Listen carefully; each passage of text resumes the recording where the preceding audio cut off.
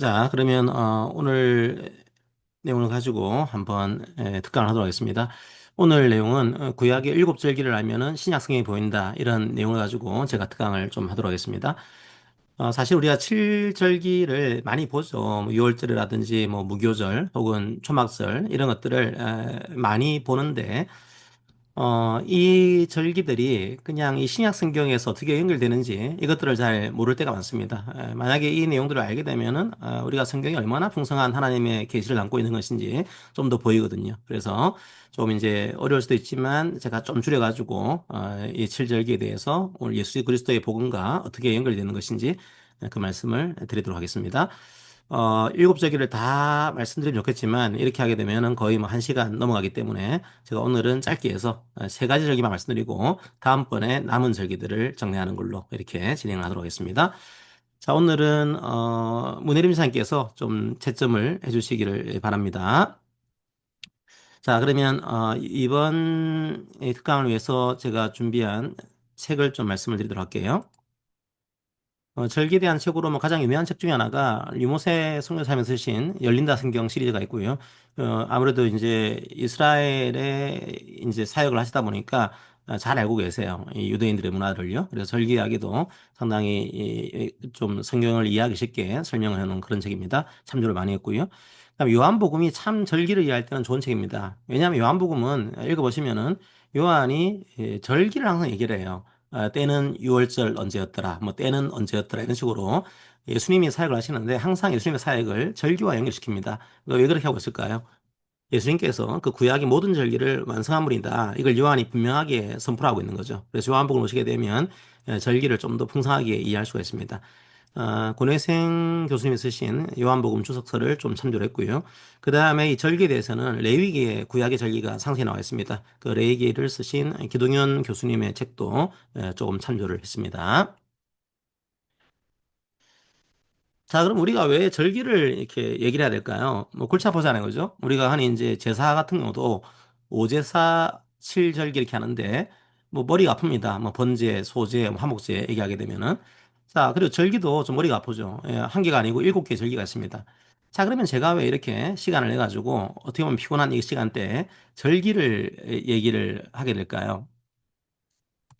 예를 들면 이런 겁니다. 절기를 아시게 되면은 성경을 읽을 때 더 풍성해집니다. 하나님의 계시 역사가 구약에서 신약까지 어떻게 연결되는지 절기를 아시면은 더 선명해 보이는 거죠. 오히려 그 뜻에 대해서 더 감탄하게 되고 더 놀라워하게 됩니다. 예를 들면 예수님이 6월절에 십자가에 못 박히셨죠. 그럼 왜 하필이면 6월절인 것인가? 이걸 이해하게 되면 더 풍성한 은혜를 얻을 수가 있습니다. 그리고 왜 성령께서는 오순절에 오셨을까? 왜 하필이면 오순절이라는 구약의 절기에 오셨을까?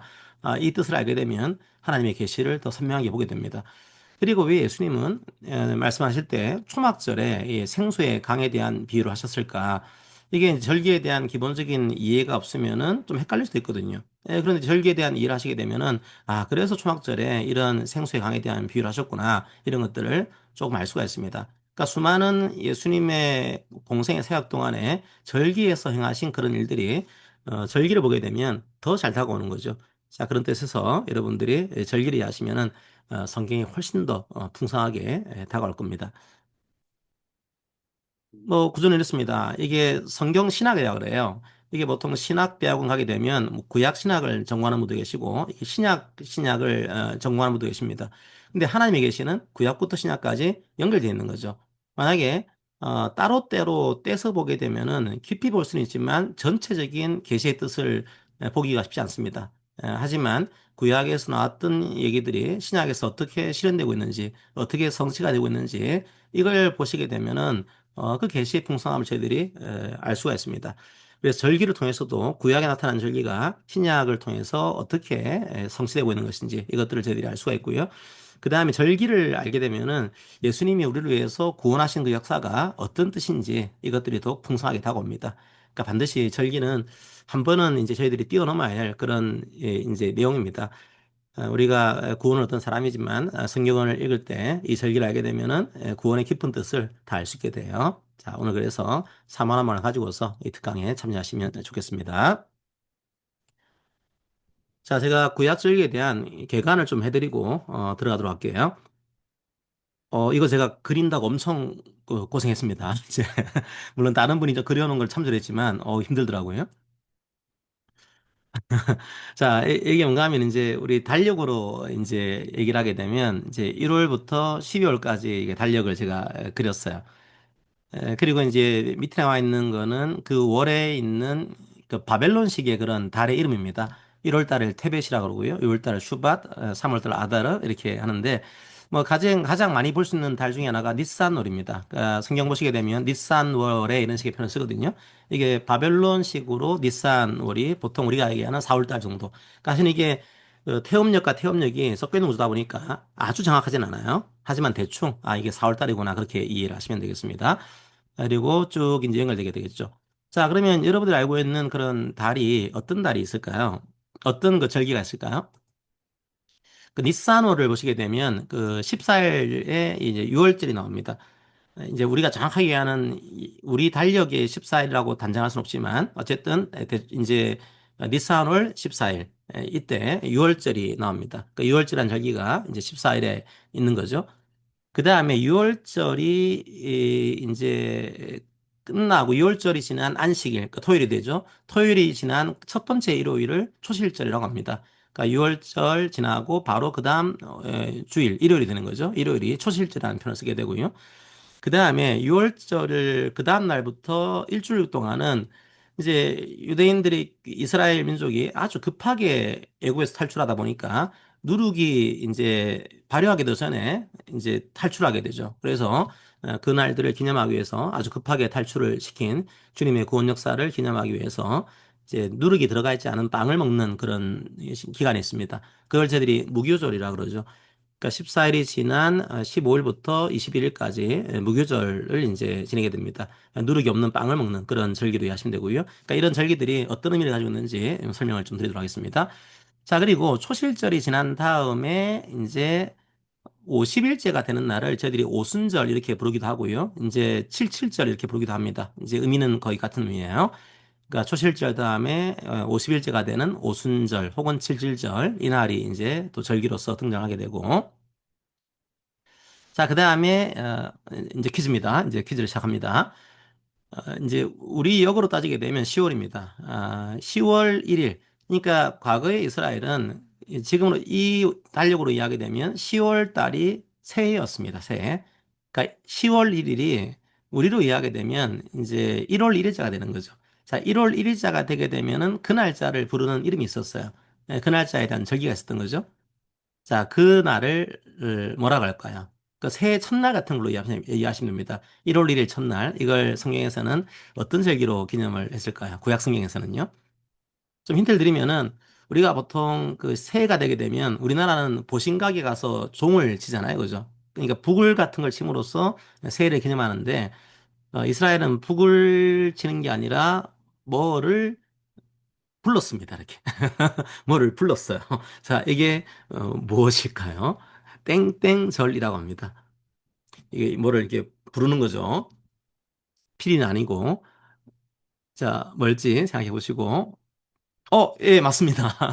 우리 문장화사님. 나팔절이라 그러죠. 그래서 10월 1일 새해를 기념하는 날. 그래서 나팔절이라는 절기를 쓰게 됩니다. 자, 그리고 이제 나팔절이 지난 다음에 이제 새해가 지난 거죠. 그럼 여러분들이 새해가 지날 때 가장 먼저 뭘 보통 생각하게 될까요? 이제 보통 계획한다고 생각하시지만 사실은 이제 새해가 되게 되면 자기의 죄를 돌아보는 시간이 필요할 겁니다. 그래서 10월 한 10일 정도에 이게 이스라엘 전체 민족의 죄를 속죄하는 날이 있습니다. 그걸 저희들이 대속죄 그렇게 하죠. 그래서 대속죄일 날 이스라엘의 대제사장이 이제 지성소에 가서 죄를 속하게 되는 그런 날이 10일자에 있습니다. 자, 그리고 10일이 지난 다음에 15일부터 21일까지 초막절이라고 합니다.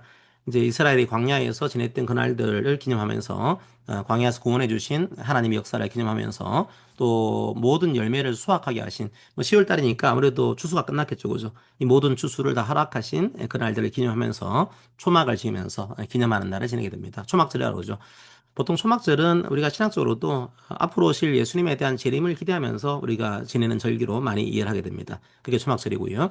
12월 달에 있는 절기는 엄밀하게는 구약에 나와 있는 절기는 아닙니다. 아닌데 이제 구약과 신약 시대 중간에 어떤 이상한 왕이 이스라엘의 성전을 막 침탈을 해요. 그래서 거기에 이제 제우스 신상을 세우고 이스라엘이 아주 혐오하는 돼지를 이제 만들고 뭐 이런 식의 이 내용을 하게 됩니다. 네, 그것들을 물리치고 성전을 사수하는 그런 절기를 기념합니다. 그걸 우리가 수전절이라고 그러는데요.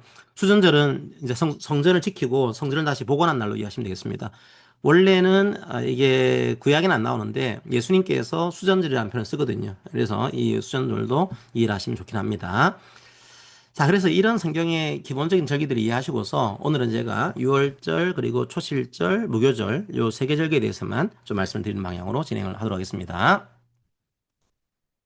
자, 6월절이 있고요. 6월절이 지나고 이제 무교절이 있고요. 초실절이 있고 오순절이 있고 나팔절이 있고 대속절이 있고 초막절이 있는 이런 구조입니다.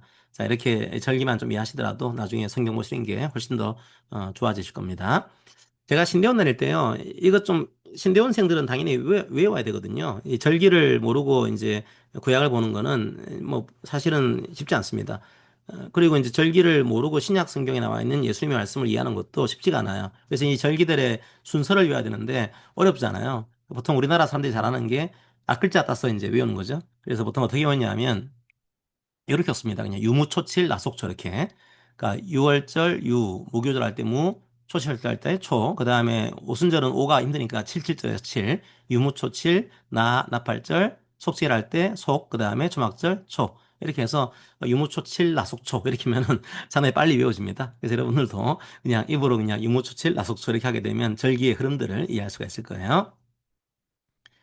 자, 그래서 이제 오늘 시간은 이제 구약의 절기를 저희들이 이해하려고 하는 것은 구약 절기를 이해하시면은 신약 성경이 훨씬 더 풍성하게 다가옵니다. 그 내용들을 제가 설명을 드릴게요. 첫 번째가 유월절입니다. 자, 유월절이 뭘까요? 그죠? 이건 여러분들이 잘 알고 계실 겁니다. 유월절은 이스라엘 민족이 애굽에서 탈출할 때 어린 양의 피를 바른 그 사람의 집은 죽음이 뛰어넘죠. 이제 이 죽음이 지나칩니다. 그래서 구원을 받게 돼요. 애굽의 장자들을 죽일 때 이 피가 이제 죽음을 건너가겠다 이런 뜻으로 유월절 이런 표현을 씁니다. 오늘 약간 어려운 그 퀴즈입니다. 이 유월절을 영어로 뭐라고 할까요? 이제 뛰어넘었다는 뜻인데요. 예, 맞습니다. 패스. 그래서 보통 이제 패스오버라고 그러죠. 패스오버. 그래서 대개는 패스오버인데 6월절을 붙여가지고 패스오버 이런 뜻습니다. 이스라엘 어린 양의 피를 묻힌 이스라엘 백성의 집은 넘어간다 이런 뜻으로 6월절 이렇게 이름을 붙이고 있습니다. 자, 그러면 이제 6월절의 의미를 구약에서 좀 이해를 하게 되고 신약에서 약간 이해를 해보도록 하겠습니다. 자, 레위기를 보시게 되면 6월절 이렇게 하고 있죠. 첫째 달 열나한 날 저녁은 이렇게 표현하고 있고 두 번째로 신명기 16장 1절 보시게 되면 아비보를 지켜 이렇게 해서 유월절을 행하라 이렇게 하고 있어요. 자, 여기서 약간 특이한 명들이 나옵니다. 아까 제가 말씀드릴 때 아비벌이라는 표현을 쓰지 않고 니산월 14일 이렇게 말씀드렸어요. 근데 여기서 보니까 아비벌 14일이 되는 거죠. 자, 니산월 14일, 아비벌 14일, 14일 이게 함께 쓰이고 있는 겁니다. 자, 이건 왜 그럴까요? 니산월과 뭐 아비벌이 이게 시간이 다른 거냐? 그렇다고 어렵습니다. 이건 어떤 게 있는가 하면요. 니산월은 바벨론 달력으로 보시면 됩니다. 그러니까 이스라엘 백성이 이제 포로로 잡혀가가지고 바벨론 달력의 영향으로 바벨론식으로는 이걸 니산월이라고 이름 붙이고요. 유대 달력으로는 이걸 아비벌이라고 합니다. 그러니까 유대인들의 표현으로는 아비벌이 되는 거죠. 하지만 바벨론 달력에서는 이게 니산월이 되는 겁니다. 이게 이제 성경을 보시게 되면 이게 함께 쓰이게 돼요. 예를 들면 이제 에스더 같은 걸 보게 되면은 니산월 이런 표현이 등장하게 되고 뭐 신명기 이런 데서는 아비볼 이런 표현이 등장합니다. 같은 표현으로 할 수가 있는 거죠. 자, 그런데 제가 재밌는 걸 발견했는데요. 아비월이 현대 이스라엘에서도 이게 조금 볼 수 있는 게 있더라고요. 제가 퀴즈를 드리겠습니다. 아비월에 대해서. 이건 그냥 성경에 나와 있는 게 아니고 상식적인 퀴즈로 한번 내보도록 하겠습니다. 자, 이스라엘 수도가 될까요? 이스라엘 수도가 이스라엘 헌법, 자기들 헌법으로는 예루살렘이라고 되어 있습니다. 근데 국제법으로는 예루살렘을 수도로 인정하지 않죠. 이제 같이 여러 나라가 있는 거라서. 자, 그러면 이스라엘의 현재 국제법상의 수도는 어디일까요? 자, 여러분들이 가끔 이제 세계 뉴스 보시면은 이 도시가 꽤 많이 나옵니다. 그리고 아비부얼과 상당히 관련돼 있는 예, 예, 둘 다 맞습니다. 예, 문장 원사님, 이정원 집사님, 텔 아비브, 예, 텔 아비브. 이게 아비브예요, 아비브. 아비브 할 때 아비브입니다, 아비브.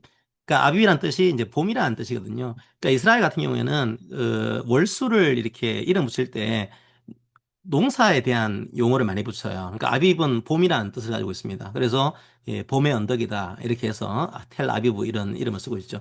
그러니까 텔 아비브가 성경에 나오진 않습니다. 단지 이제 아빕이라는 뜻은 같아요. 예, 그런 뜻에서 해서 이제 아비벌이라고 하는 표현을 쓰고 있습니다. 아비벌 그 14일에 이제 6월절을 이제 축하를 하게 됩니다. 기념을 하게 돼요.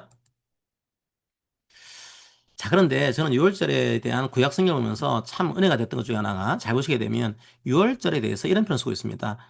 자, 그러니까 이 달이 이제 아비벌이에요. 니산월. 그러니까 원래 우리가 달력으로 이야기 되면 그 4월 정도 된 날이고 원래 이스라엘은 과거에 그 10월 달 정도를 새해로 이렇게 기념을 했습니다. 근데 보시게 되면 6월절 이후에는 그 해의 첫 달이 되게 한다 이렇게 하고 있습니다. 무슨 말일까요? 6월절이 속해 있는 그 달이 이제 새해가 된 겁니다. 과거에는 10월 1일이 새해였어요. 근데 이제는요, 구약에서 이때부터는 4월 달이 이제 새해가 된 겁니다. 어, 새해의 첫 달이 달라지게 됩니다, 이제. 어떤 의미를 찾을 수가 있을까요? 이제 유대인들의 새해의 첫 달은 10월이었습니다. 티슈레이라고 해서 이때가 10월이었는데 이제는 이날을 새해로 하지 말고 첫 달로 하지 말고 새해 첫 달을 4월 달로 이렇게 해라. 그러니까 아비볼로 해라 이렇게 하고 있는 거죠. 어, 이게 저희들의 삶의 시작입니다. 그러니까 어린 양의 피로 인한 구원이 삶이 시작된 거예요. 그러니까 우리의 삶은 우리가 굳이 지금의 그리스도인들에게 이걸 적용한다라고 한다면 구원이 출발점인 겁니다. 새해의 출발점인 거죠. 우리가 구원받음으로써 새로운 삶이 시작된 겁니다. 자, 이 사실을 놓치시면 안 돼요. 때로 우리가 낙담이 될 때가 있고 영적으로도 힘들어질 때가 있습니다. 그때 뭘 기억해야 될까요? 다시 처음을 기억해야 됩니다. 처음이 바로 구원이죠. 그러니까 여러분들이 힘들고 약하시고 또 넘어질 때마다 자기의 어떤 공로로 인한 그 뭐랄까요? 자기 의로 인한 그런 것들을 생각하지 마시고 어, 어린 양의 피로 인한 구원이 나의 첫 출발점이었다. 이걸 기억하시면 자유를 얻게 될 겁니다. 그래서 여러분들이 이런 6월절을 이제 그날이 속해 있는 그 달을 첫 달로 이렇게 만드신 하나님의 섭리를 또 기억하시면서 여러분들도 구원이 출발점이다. 그러니까 이게 참 신기하죠. 우리는 구원을 끝으로 해야 합니다. 하지만 성경을 잘 보시게 되면 6월절은 시작이거든요. 6월절을 기점으로 해서 수많은 절기가 나옵니다. 구원은 출발점이에요. 그러니까 출발점이라는 뜻에서 중요하고 한편으로는 이게 출발이다. 이게 중요하고요. 두 번째로는 이게 끝이 아니고 앞으로 우리가 걸어가야 될 인생의 여정이 있다라고 하는 것. 이것도 여러분들이 기억을 하시면 좋겠습니다. 자, 이게 이제 예수님과 연결을 시켜보겠습니다. 예수님은 6월절을 어떻게 얘기를 하고 있을까요? 또 사도 바울이라든지 신약성경에서는 6월절을 예수님과 어떻게 연결을 시키고 있을까요? 자, 예수님을 6월절에 어린 양으로 지금 설명을 다 하고 있죠. 이건 잘 알고 계실 겁니다. 그래서 고린도전서 보게 되면 우리의 6월절 양을 그리스도로 하고 지금 사도 바울이 얘기를 하고 있고요.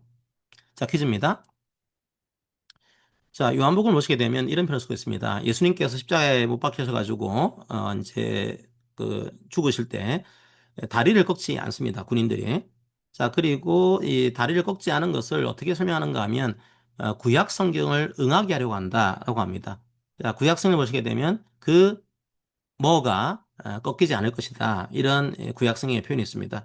그 구약 성경을 이루기 위해서, 즉, 유월절을 완성하신 분이 예수님이다. 이걸 보여주기 위해서 그 땡이 하나도 꺾이지 아니하리라 이렇게 하고 있습니다. 그 첫 글자예요. 한 글자입니다. 뭘까요? 뼈입니다. 자, 이게 구약성을 보시게 되면 6월절에 이제 그런 양을 먹을 때 그 뼈를 꺾지 말라고 되어 있거든요. 그래서 구약 성경의 6월절에 그 어린 양이 예수 그리스도인 거다. 요한 이것들을 강조하고 있는 겁니다. 그러니까 지금 저희들이 6월절을 지키진 않죠. 왜냐하면 6월절을요. 예수님께서 다 이루신 거니까 저희들이 이걸 지키진 않습니다. 하지만 중요한 것은 자, 6월절의 의미가 뭐냐 이거죠. 6월절은 우리 죄를 위해서 십자가에 돌아가신 예수 그리스도 자, 그분을 기념하기 위한 날이다.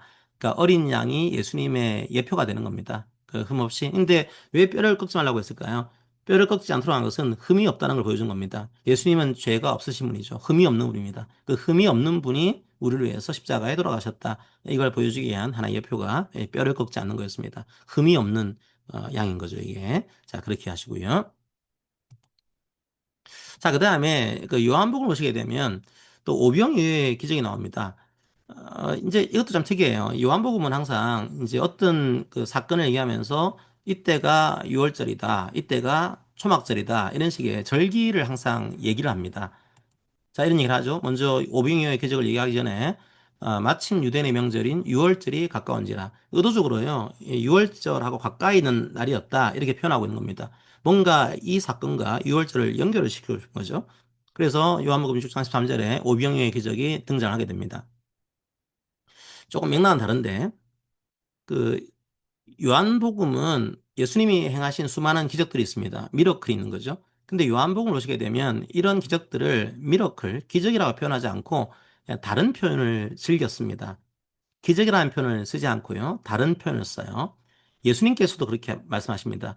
자, 너희가 이제 그 오병이의 기적을 일으키고 난 다음에 예수님을 이제 메시아로 이렇게 왕으로 섬기려고 하다 보니까 예수님이 그것들을 막으시면서 뭐라고 하는가 하면 너희들이 나를 찾는 것은 떡을 먹고 배부른 까닭이다. 그러면서 땡땡을 본 까닭이 아니요. 이렇게 합니다. 자, 예수님은 이 사건을요, 이 기적을요, 어떤 표현을 썼을까요? 요한은 또 어떤 식의 표현으로 이 사건을 묘사하고 있을까요? 기적이 아니고 땡적으로 묘사하고 있습니다. 성경에 우리말로 번역하게 되면요. 영어로 하게 되면 사인이 됩니다. 흔적.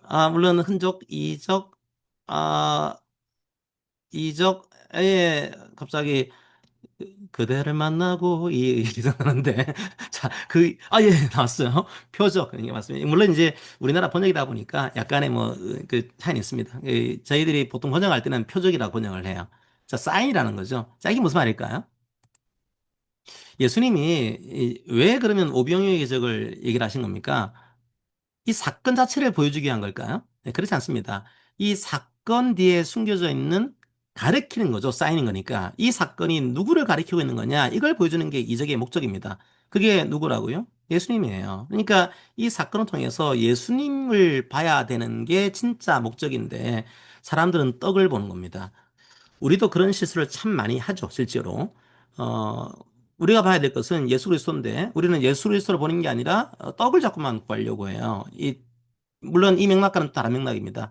그래서 항상 요한은 그런 오해를 하지 않도록 이 기적은 기적이 목적이 아니다. 이 기적을 통해서 보여주고자 하는 참된 표적, 사인, 누구를 가리키려고 하는 거냐? 이게 예수 그리스도를 가리키는 표적이다, 사인이다 이런 표현을 쓰고 있습니다. 근데 예수님은 그 사인을 못 보는 사람들을 향해서 너희들은 떡을 보고 있는 거지 나를 보고 있는 게 아니다. 뭐 이런 식의 말씀을 하시는 겁니다. 그래서 실제로 떡을 본 사람들은 예수님을 떠나가요. 예수님을 따라가는 분들은 주로 표적을 보지 못하는 분들입니다. 기적은 보는데 기적을 보는 분들은 어떻게 될까요? 기적이 사라지면 떠납니다. 예. 그러니까 자기가 잘 될 때만 예수님을 따르게 되고 자기가 좀 안 되면은 떡이 사라진 거죠. 그럼 예수님을 따르지 않습니다. 예, 그것들은 거짓 믿음이 될 수가 있는 거죠. 항상 우리들이 그런 표적과 기적의 차이들을 좀 이해할 필요가 있습니다. 자, 그리고 최후의 만찬에 대한 내용을 잠깐 보도록 하겠습니다. 자, 최후의 만찬도 6월달에 이제 일어나게 되죠. 자, 그래서 예수님께서 몸을 이제 먹고 기념하라고 하시고, 요 피를 마시고 기념하라고 하십니다. 자, 이게 뭘까요? 예수님의 몸과 피입니다. 6월절 어린 양으로 오신 죽임 당하신 예수 그리스도를 너희들이 기억해라. 자, 이게 바로 최후의 만찬의 이제 목적이 되는 형태입니다. 자, 그러니까 과연 우리가 십자가 보혈로 우리를 구원하신 예수님을 기념하라고 하셨잖아요. 그죠? 이 기념하는 게 우리가 보통 성찬입니다. 그래서 우리가 항상 모일 때마다 성찬을 하는 이유가, 어, 우리가 모이는 것도 중요하지만 모여서 뭘 할 거냐? 예수님을 기억하는 겁니다. 우리 죄를 용서하시고 죽으셔서 우리 모든 것들을 다 용서하신 예수님을 기억하자. 이런 의미로 저희들이 성찬하고 있는 거죠. 그걸 기억하지 못한다면 사실 우리 예배는 잘못된 예배가 될 수 있습니다. 이제 그런 6월절의 참뜻을 저희들이 기억할 필요가 있어요. 자, 그다음 무교절입니다. 무교절. 자, 무교절은 말씀드렸죠. 6월절 이제 그 다음 날부터 이제 일주일 정도 그 이제 뭐랄까요? 뭔가를 먹습니다. 그래서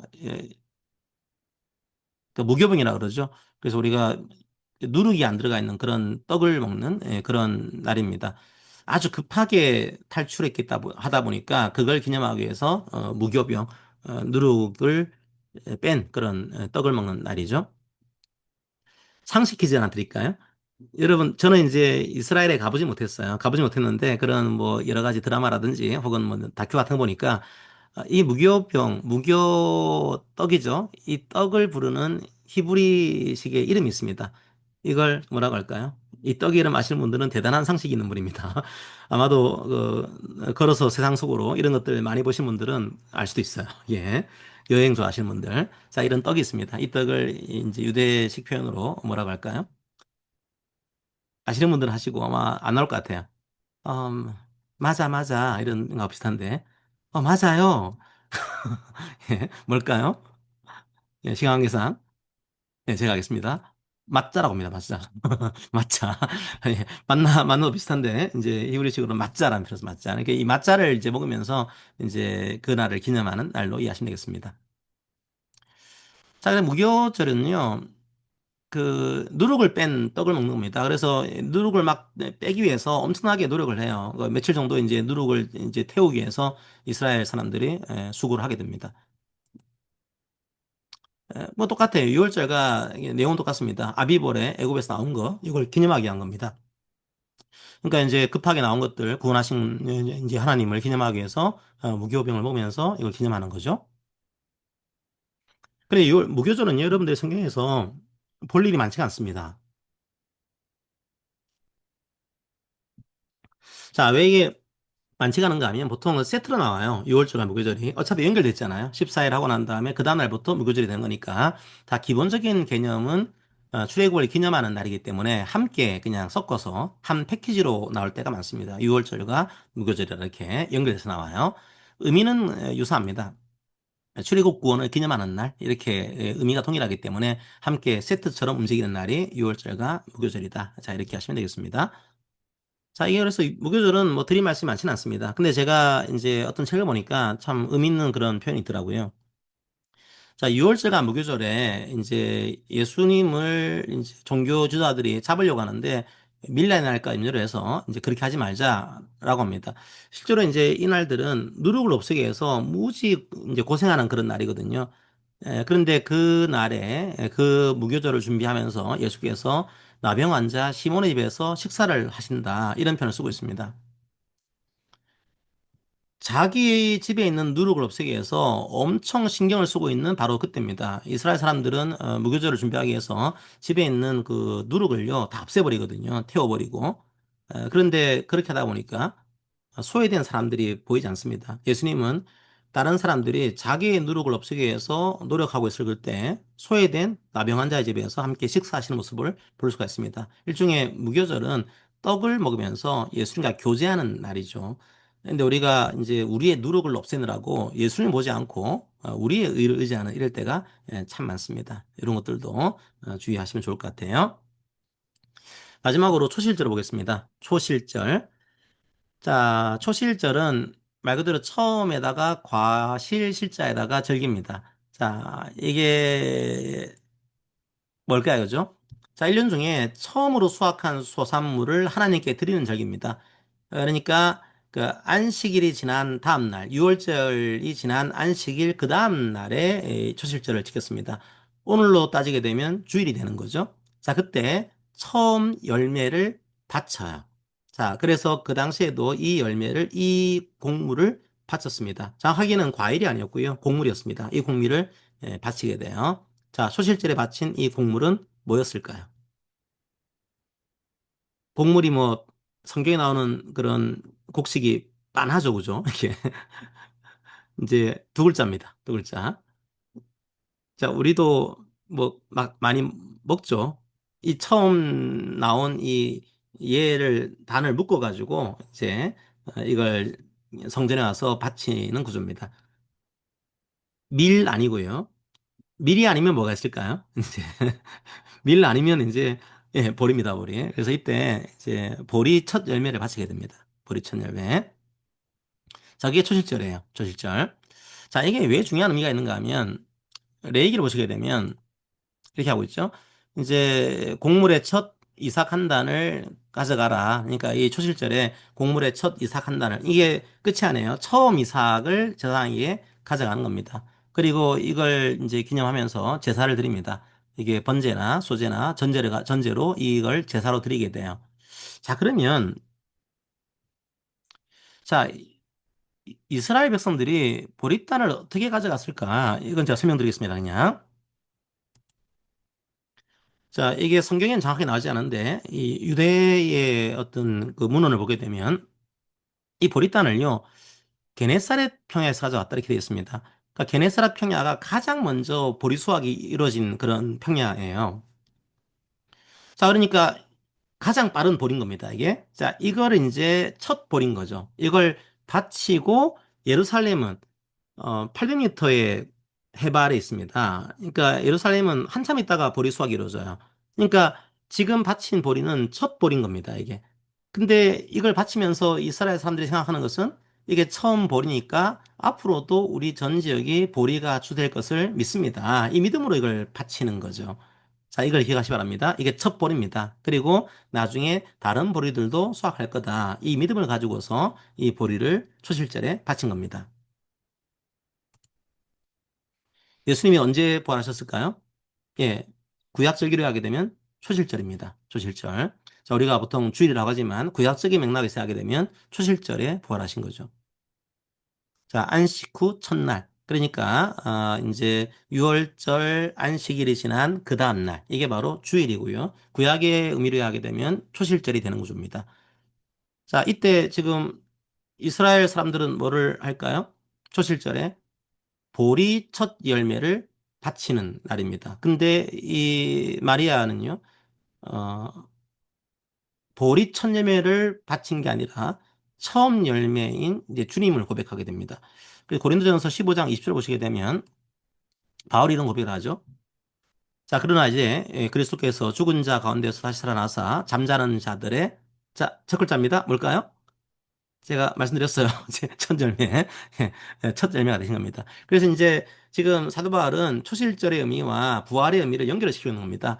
마치 이제 처음 보리를 바치게 되면은 그 다음 보리가 수확될 거다. 이걸 믿는 것처럼 이제 부활이라고 하는 열매를 주님께서 처음 맺으신 겁니다. 그러면 이 부활이 앞으로 모든 믿는 자들의 부활의 징표가 되는 거예요. 마치 보리 첫 열매가 앞으로 이 보리에 대한 징표가 되는 것처럼 예수님의 첫 부활, 이 부활이 모든 성도들의 부활의 보증이 된다. 이런 뜻으로 사도 바울은 부활의 첫 열매 이런 식의 표현을 쓰고 있습니다. 초실절의 의미를 여기에 연결시키고 있는 거죠.